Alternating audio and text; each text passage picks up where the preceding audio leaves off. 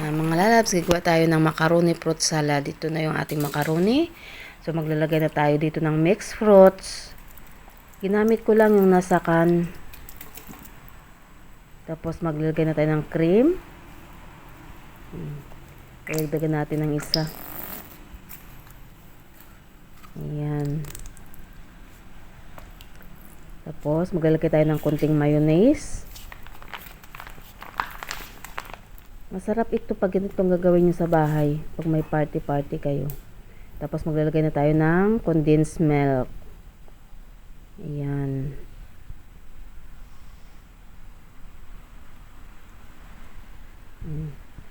Solve na yung party ninyo. Pag gusto nyo ganitong simple lang pero masarap. Haluin na natin. Masarap talaga ito pag ganito lang siya. Hindi mahirap sa bulsa. Hindi mabigat kumbaga. Ito lang siya. Ihalo-haloin na natin ng gusto para medyo ko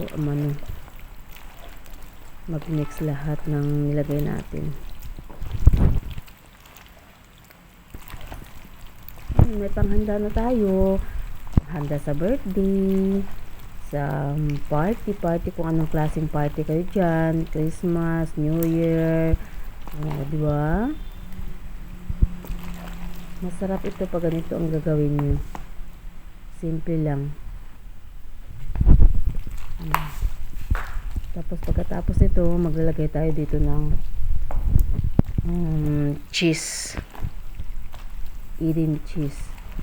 Para medyo masarap ang lasa. Malinamnam.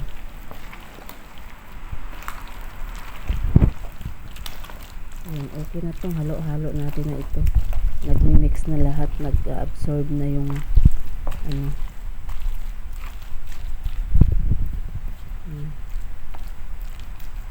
ready na ito, ready na sa ating party. Maglalagay tayo ng Eden cheese dito.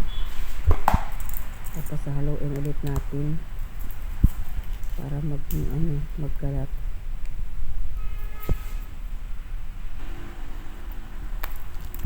Tapos itong raisins.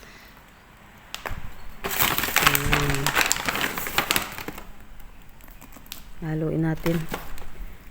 Saka na ready na ang ating simple at masarap na macaroni fruit salad. Oh, 'di ba? Nakagawa na tayo. Ready na 'to.